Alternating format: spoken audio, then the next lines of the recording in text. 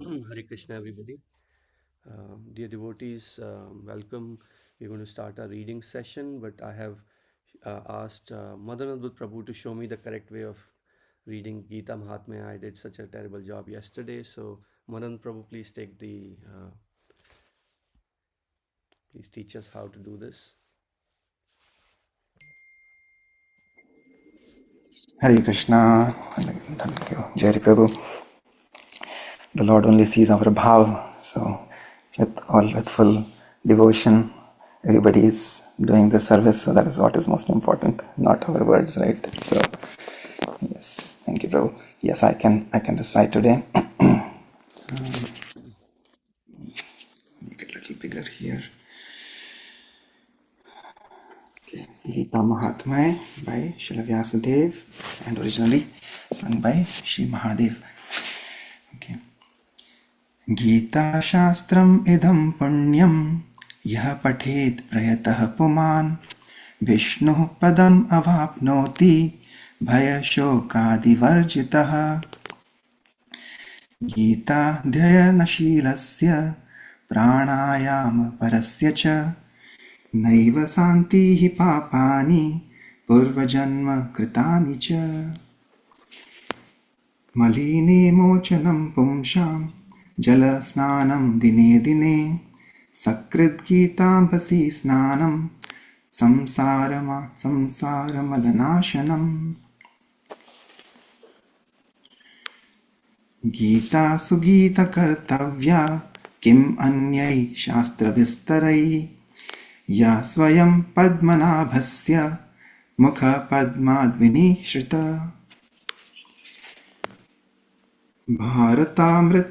भारतामृतसर्वस्वं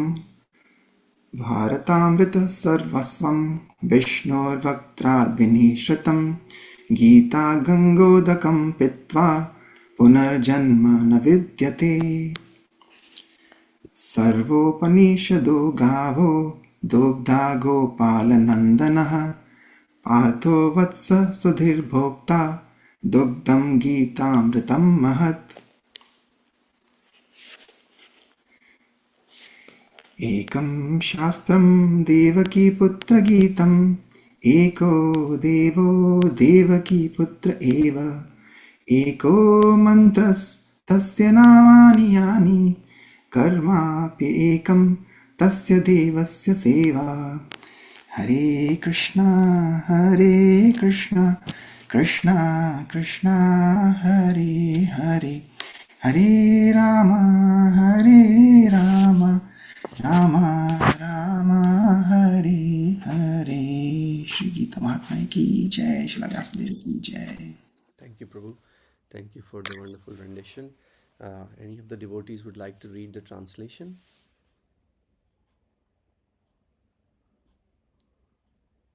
I can read, Prabhu. Thank you, Shreya. Hare Krishna. If one properly follows the instructions of Bhagavad Gita, one can be freed from all the miseries and anxieties of life. One will be freed from all fears in this life, and one's next life will be spiritual. If one reads Bhagavad Gita very sincerely and with all seriousness, then by the grace of the Lord, the reactions of his past misdeeds will not act upon him. One may cleanse himself daily by taking a bath in water, but if one takes a bath even once in the sacred Ganges water of Bhagavad Gita, for him the dirt of material life is altogether vanquished. Because Bhagavad Gita is spoken by the Supreme Personality of Godhead, one need not read any other Vedic literature. One need only attentively and regularly hear and read Bhagavad Gita. In the present age, people are so absorbed in mundane activities that it is not possible for them to read all the Vedic literatures. But this is not necessary. This one book, Bhagavad Gita, will suffice because it is the essence of all Vedic literatures and especially because it is spoken by the Supreme Personality of Godhead. One who drinks the water of the Ganges attains salvation. So, what to speak of one who drinks the nectar of Bhagavad Gita? Bhagavad Gita is the essential nectar of the Mahabharata and it is spoken by Lord Krishna himself, the original Vishnu. This Gita-Upanishad, Bhagavad Gita, the essence of all the Upanishads, is just like a cow, and Lord Krishna, who is famous as a cowherd boy, is milking this cow. Arjuna is just like a calf, and learned scholars and pure devotees are to drink the nectarean milk of Bhagavad Gita. Let there be one scripture only, one common scripture for the whole world, Bhagavad Gita. Let there be one God for the whole world, Sri Krishna. Let there be only one hymn, one mantra, one prayer, the chanting of his name, Hare Krishna, Krishna Krishna, Hare Hare, Hare Ram, Ram Ram, Hare Hare. Let there be one work only, the service of the Supreme Personality of Godhead. Hare Krishna. Thank you, Shreya. Uh, as you all heard, Madan Prabhu, he is recovering back in action, and our leader will be back on Monday. So I'm really hopeful that Krishna recovers him very, very fast as he has done so far, and he'll be leading this reading and this forum starting Monday, Krishna willing. So we read Lilamrita up until this point. Is that right, Minuji? Yeah. I think I felt we. Can you scroll up a little bit, Minuji? I mean the other way. The other way. Sorry. Okay. Is that what you remember? I thought maybe we. I thought it was fanaticism. That's where I was ended yesterday. But maybe not. I'll follow you. So Yeah, I think it was that what Jerry Prabhu you mentioned. yeah. Let me find it. So I can. Okay, right there. Yeah. Yeah. Okay. So. Okay. So, everything is in the hands of Krishna, said Tamal Krishna. Srila Prabhupada's eyes had been closed, but suddenly he opened them and said, Krishna wants me to do as I like. The choice is mine. Krishna has given me full freedom. These words struck some of the devotees as extremely startling and different. But Brahmananda spoke up in the mood of resigned assurance. It doesn't matter whether you live or die, Prabhupada, he said. You will always be with Krishna and we will always be with you because we will follow your instructions. I'll read again. It doesn't matter whether you live or die, Prabhupada, he said. You will always be with Krishna and we will always be with you because we will follow your instructions. Whether I live or die, Prabhupada said, I will always be Krishna's servant. So if Brahmananda has assured me that this movement will go on, then better let me die peacefully. The devotees who were only inches away from Prabhupada heard these faint words with dismay. After a few minutes of heavy silence, they resumed the kirtan. Prabhupada seemed to rest. Within a few minutes, all the available GBC men and senior sannyasis were gathered in the outer room. Brahmananda was feeling very low that he had told Prabhupada that everything would go on without him and that Prabhupada had replied that he would therefore die. The devotees remained amazed at Prabhupada's statement that Krishna had given him freedom to do as he liked. These words now struck like a thunderbolt. With these words, Krishna has given me the choice. Prabhupada turned all the devotees' minds in a different direction. Abhiram reminded them that Prabhupada wanted them to discuss about his recovery, and now they were having that discussion, but they were confused and bewildered by the sudden change in Prabhupada's mood. Kirtananda Swami, the senior-most disciple, spoke up with clarity and logic. If Krishna has given Srila Prabhupada the independence to choose, that means he has also given us the independence. So we should assert our independence and ask Srila Prabhupada to stay. One by one, devotees spoke up in support of the decision to ask Prabhupada to stay, to ask Srila Prabhupada to say, yes, it was a fact that the Krishna consciousness movement would go on without Srila Prabhupada's physical presence, but it won't be the same. Yes, and Prabhupada hasn't finished translating the Srimad Bhagavatam, said Brahmananda. Yes, said another. We should ask Srila Prabhupada to stay for at least 5 or 10 years. 5 or 10 years? We should ask him to stay for 100 years. But not all of the GBC members are here to decide. Well, who in the GBC is going to say that we shouldn't ask Prabhupada to stay? They were in agreement. They did want Prabhupada to stay and they should express their desire to him. The mood of the last few days had suddenly reversed. They were no longer in the depths of despair but were thinking positively and enthusiastically that Srila Prabhupada would stay with them. Why should we think that there is no hope for him to become fit again? Said Kirtananda. Jesus could bring people back to life from the dead, and even mundane yogis can do it. So Srila Prabhupada certainly can if he wants. Now Brahmananda spoke up with great strength. We weren't realizing that actually we need Prabhupada. That should be the understanding. There is no question of allowing Prabhupada out of our presence for a moment. It was about 3:30 p.m. when the 20 devotees entered Srila Prabhupada's room and crowded around his bed. Srila Prabhupada lay with his eyes closed, motionless, but alert to their presence. Kirtananda Swami had been chosen to be the spokesman, and as he leaned over to speak to Srila Prabhupada, his lips began to tremble. His eyes filled with tears, and he broke down, sobbing, with his head at the side of the bed. Srila Prabhupada reached out but could not find Kirtananda. Who? Said Prabhupada. Many voices spoke. Kirtananda. Srila Prabhupada then laid his hand on Kirtananda's head and gently rubbed it. So what do you want? He asked. No one could say anything as they were all waiting for Kirtananda. Brahmananda was rubbing Kirtananda on the back to soothe him, and Tamal Krishna was encouraging him to try to say something. Finally, after another minute of emotional waiting, Kirtananda raised his head. He looked at Srila Prabhupada and pleaded, if Krishna gives you the choice, then don't go. We need you. So this is your joint opinion? Asked Srila Prabhupada. You have discussed? He held his hand in the air and moved it around so as to indicate all the devotees. Brahmananda Swami spoke up very emotionally but positively. We have all met together, Srila Prabhupada. We want you to remain and lead this movement and finish the Srimad Bhagavatam. We said that you must remain for at least another 10 years. You've only done 50% of your work. Srila Prabhupada was listening very carefully without any movement, but when Brahmananda said 50%, he frowned and said no. Finally, he uttered a hmm. He was considering the proposal. His eyes were still closed and he seemed to be consulting Krishna from within himself.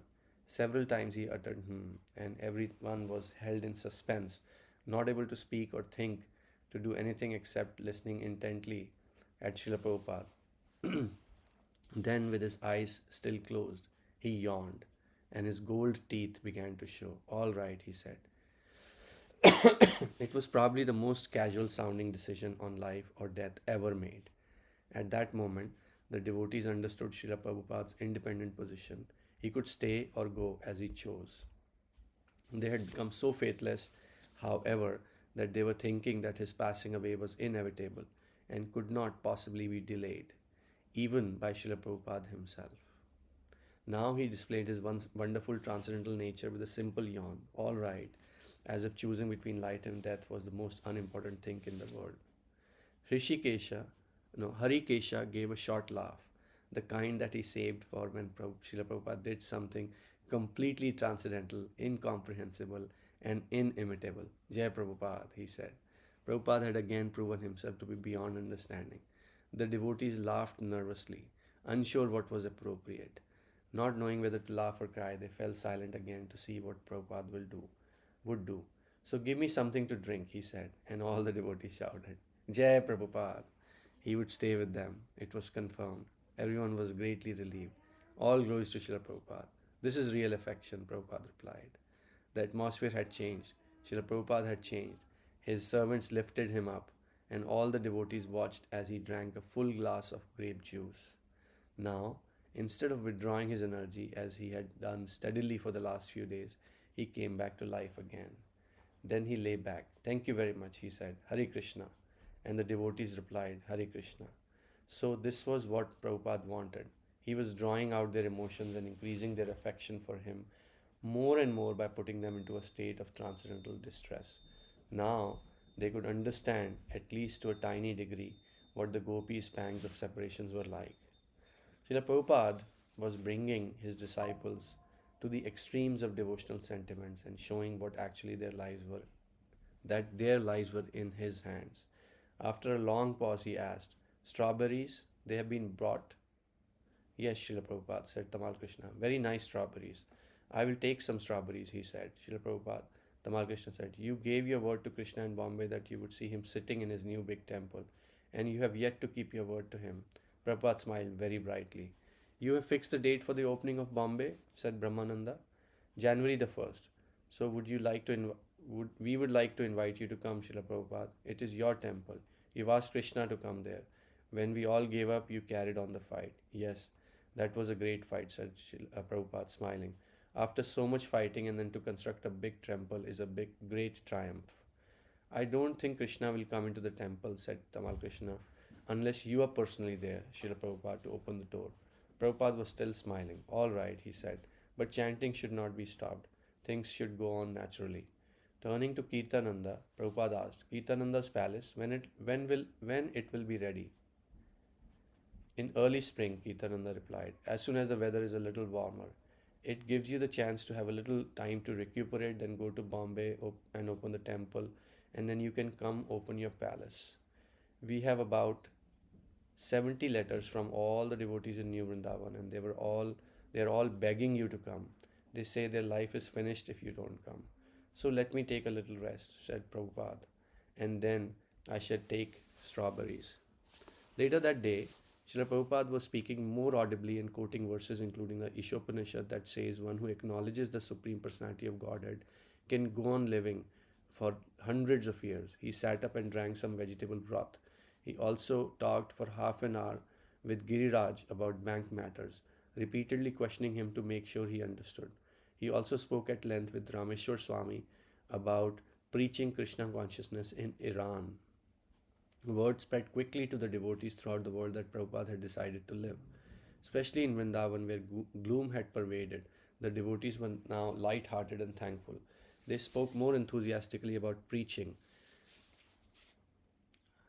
All the devotees in Vrindavan agreed that everything Srila Prabhupada had been doing for instructing his disciples. I lost it.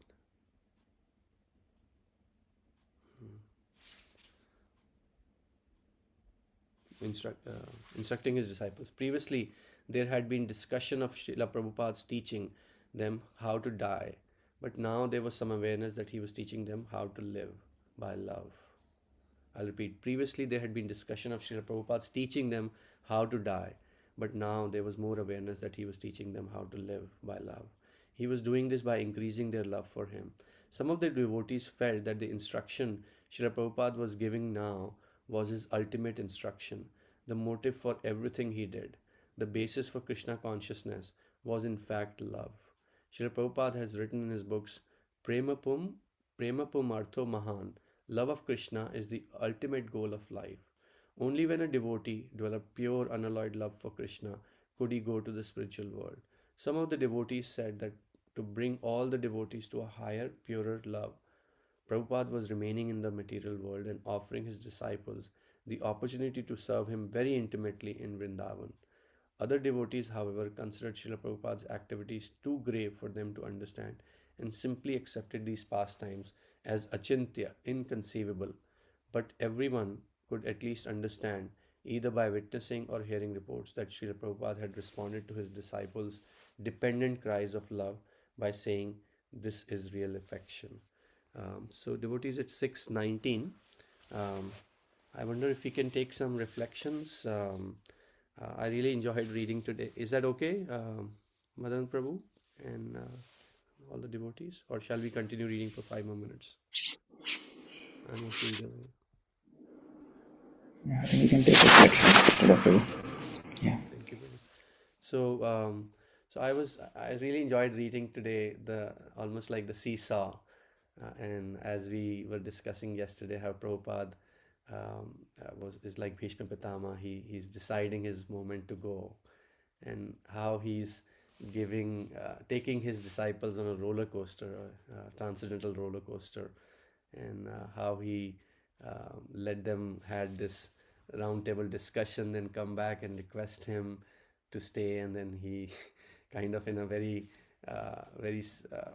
simple way, he just said, "Okay, if you want me to stay, I'll stay," and then started drinking grape juice and strawberries and everything. So I think Prabhupada really, at times we have seen Prabhupada very strict as well, but his affection to his disciples and all the Vaishnavas around him was like um, um, unthinkable, and probably that's what attracted so many of his Western disciples, and I really was uh, trying to kind of transcend mind into that room, how Prabhupada must be talking and how people must be ecstatic. Um, I also really like the statement what Brahmananda said. I read it twice, that whether you live or die, Prabhupada, the movement will go on, and we'll continue to work together. So that was a very mature headed statement. Of course, later on they pondered that they should request Prabhupada to stay, but that is something we should reflect on every day, that the only way to love Prabhupada, as he has said himself, is to love each other, cooperate with each other, and to keep the movement going with his instructions, and keep the mission going on. That is the best way to keep Prabhupada happy. So, thank you so much for your association this morning. I would love to hear all your comments and your reflections too. Maybe we can start with Madananda Prabhu if possible.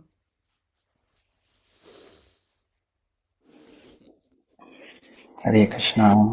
Thank you, Jerry Prabhu. Wonderful reflection. And yeah, when you speak, it always feels like you always speak from your heart. So thank you so much.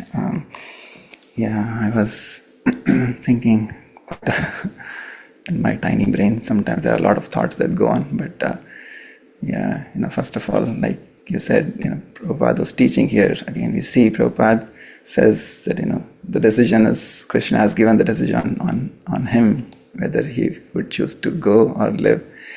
And Prabhupada, how sweetly he is drawing out this, love which is there, dormant, like Prabhupada said so many times in his books and his instructions, that this love for God is dormant in each and every one of our hearts. And how, just only as a pure devotee can do, just by association of a pure devotee, that dormant love, he's drawing it out. And how nicely it was explained by Satsvarupa Maharaj here, that it is similar to Krishna's drawing that love out of gopis. So each one of us in our eternal Siddha Swarupa are like a gopi. So that is what Prabhupada is teaching his disciples. And yeah, a lot of my WhatsApp status is the quote from Chaitanya Charan Prabhu: coincidences are God's way of staying anonymous. And many times many things happen in our lives, and sometimes we just need to pause and reflect. But yeah, I was yesterday, Vishwanath Prabhu and I are taking this course with Amarendra Prabhu on the Subhashitams. And so yesterday, again coincidentally, we were talking about a verse. I'll not recite the verse, but just the summary is that, like when we rub, it's basically grishtam punarapi puna chandanam charu vardam. So basically, when you rub a sandalwood again and again vigorously, then what happens? It gives its sweet fragrance. Similarly, chinnam punarapipana. So when you cut and slice again and again sugar cane, what does it do? It gives you sweet sugarcane juice. And then it says dagdam punarapipana. So when you burn again and again, what you burn? Kanchanam kantavarnam. So the gold, when you burn again and again, it gives shining effulgence. It becomes pure. Right? So similarly, Amrit Prabhu was saying in that verse, that pranantepi prakriti vikritir jayate nottamanam. So similarly, at the end of when the life's end comes, at that moment also, when everything else is being destroyed, a pure devotee doesn't leave his nature. The nature of a pure devotee is pure devotional service.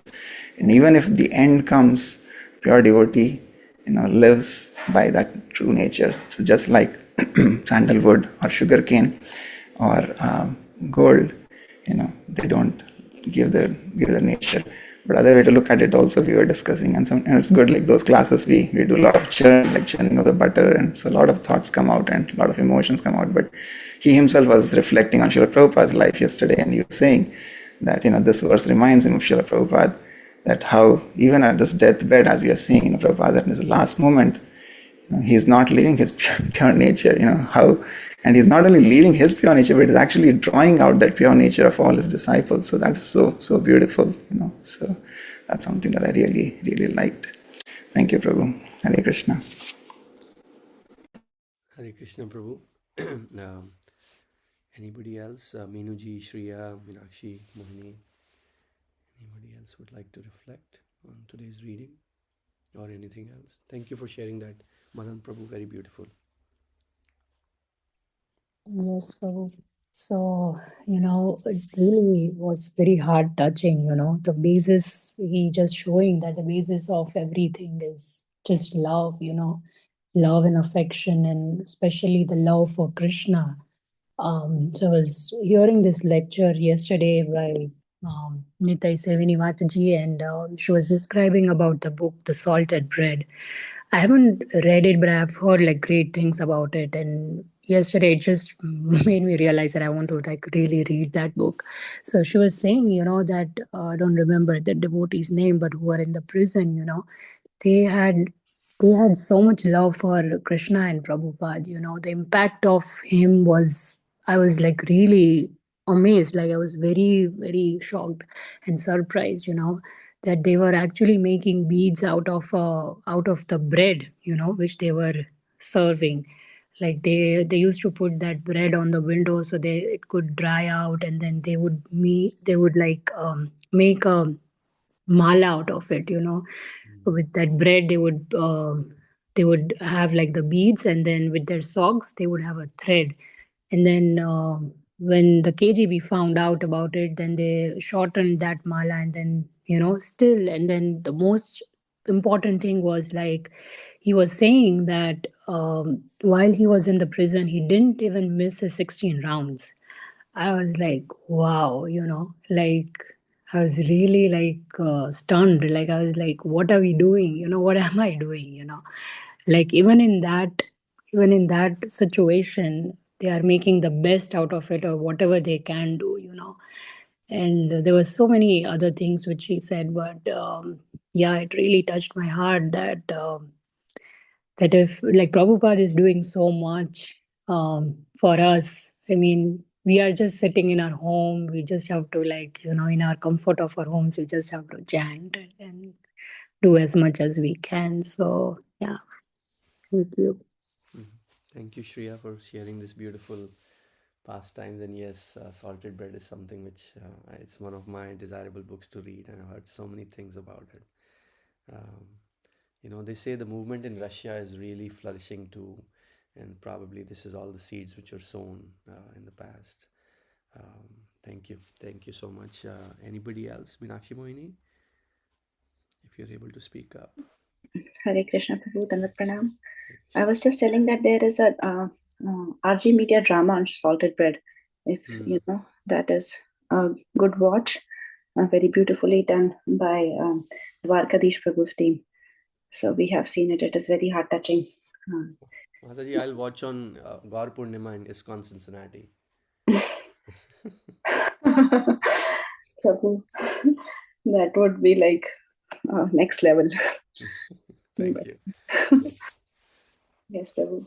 Anything else, Meenakshi Mataji? Beautiful reflections by everyone. I would just add, as it was read today, that it was pure devotees. Whatever they do is achintya, like Krishna is inconceivable, their acts are also inconceivable. So far, Prabhupada was in mood of, not giving any hint that he would stay. And now suddenly today he was like, it is up to me. I have the choice. So I was like, as the devotees there in the room were shocked, I was also shocked when Prabhupada said that. And so it is so lively. It is like, we are all there. So thank you for reading. It is very, very beautiful and heart-touching. Hare Krishna. Hare Krishna, Mataji. Thank you. Anandani, I'm eager to hear your voice if possible. I know it's... Maybe she's busy. Any other devotees who would like to share their reflections? Okay, if not, we can... people can continue to chant, but we'll do Vaishnav Pranam. Vanchakalpatarubhyascha kripasindhubhyaiva cha patitanam pavanebhyo Vaishnavebhyo namo namah. Anantakoti Vaishnav Gan ki jai.